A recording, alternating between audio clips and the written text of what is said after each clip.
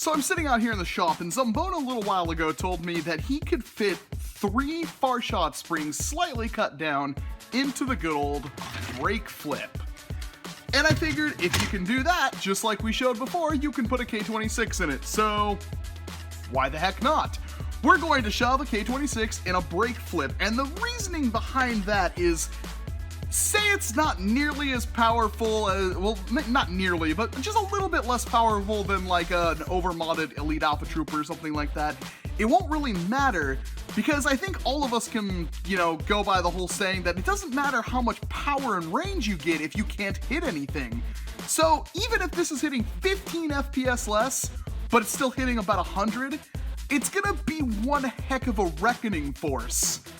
The problem is that, of course, this is locked up tighter than a librarian's miniskirt. So in order to get anywhere with this, we're gonna have to remove this old spring. And I'm guessing I'm gonna want this about exactly the same length as the one in here. So we're gonna have to cut these rings off, and I don't really have a good system for doing that other than the Dremel. But cut them off one by one, start removing them, and then cut this spring down so it will fit in there, and then thread it on, because you can notice the head right there is a little bit thinner than the rest of the shaft. We're getting all sorts of dirty up in here, but hopefully this will work, because I really want to have some kind of crazy primary BOOMco blaster that I can take to a Nerf war and wreck people with. Now this mod in and of itself won't be enough, but there is another mod. Zambona figured something out. It's, well, it should be pretty obvious, but there's a lot of little air release holes in here, and what Zambona did is that if you take these clips and you fill these holes with an adhesive, now it has to be a certain kind of adhesive. While hot glue does kind of work, the best he had was something with, and I'm not even gonna try to spell the actual chemical, it's like multi-methanol, whatever, but it's MMA. It's an MMA, it's typically found in many very good adhesives, such as, well, this methacrylic acid, I think is what it is, or methyl methacrylic, which is in DevCon Plastic Welder, which is why this stuff is so weird compared to every other epoxy I've ever used. So yeah, you could put a BOOMco dart in here or fill up an entire clip and just kind of spoon this stuff into the gaps, and you get much more powerful clips as well. That together makes, well, over 100 something FPS, which is for a clip fed blaster could be very delicious. So it's time to Shrek this thing, unfortunately. And hopefully, I don't break a Breakflip. Now, I do have 2, so it's not a huge loss, but still, hopefully we don't break this thing. Time to get to work.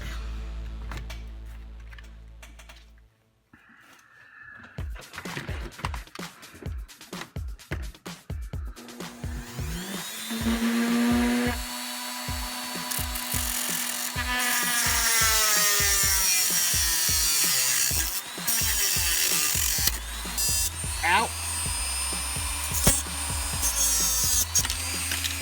There we go. It is freed. Oh. It is free, and there is dust everywhere of the... Oh, right, I have to cut this still. So extend that out. Put this... Yeah, we're going to want it about right there. Back on. Very, very important. If you don't have safety glasses or you want something a little bit better, the rival mask does fine. Alright. Now to get this on. And I might have overestimated how easy this would be, but it is K26. It doesn't really bend, because this thing is not wanting to go. God, it was so hard to get it that far. But this is the struggle right here. This is gonna be the entirety, just trying to get this in there.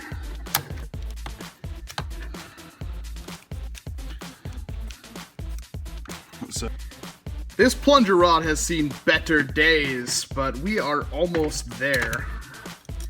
But I'm sure this ending here is going to be the hardest part. And this is usually when something is going to break. But we are very close. Although now, as I twist it, nothing is happening. Well then, it's on. I basically just kind of sandwiched it in there and kept twisting and then going the other way, and eventually I could just wrap it around, and then the last part, I don't even know what movement I was doing. Hopefully I caught that on camera, but it is ready to break. Very much ready to break. Frickin' BOOMco. Why can't you just let us make your blasters awesome? Why make us go through all these hoops? I'm trying to see if I can... Where's the plunger tube at? Well, I really hope I don't have to take this thing apart ever again, but right now it is primed. It is obviously caught. So, let's load up a clip. Let's make sure the clip indexes. It does. Well.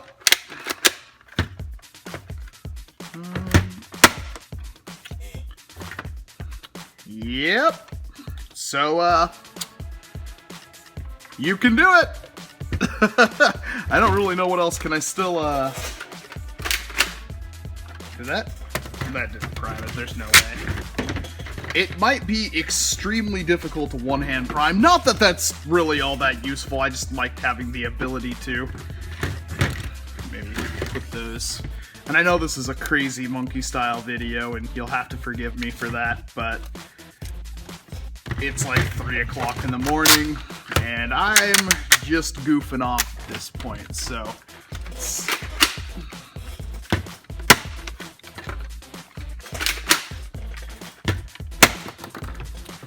well,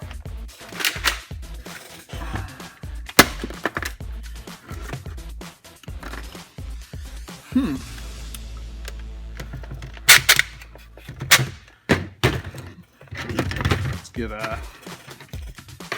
all these darts in here.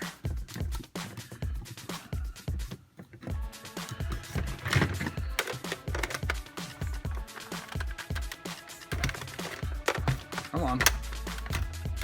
There we go.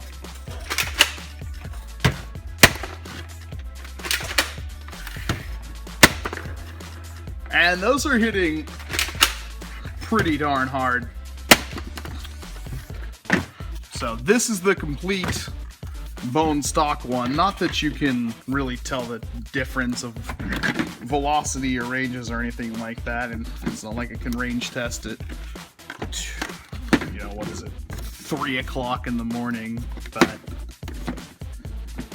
let's put these in there. Let's put that in there. So this one, not bad. So that's stock. Now with the K26, I mean, I wouldn't be so worried about this if I didn't have a K26 in there. Yeah, it's hitting a lot harder. So yeah, it is totally possible to stuff a K26 into a freaking Breakflip. So this is now hitting substantially harder, although again, I will have to modify these clips, but that's pretty impressive. You can, in fact, give these blasters a lot of punishment, and they will keep giving back.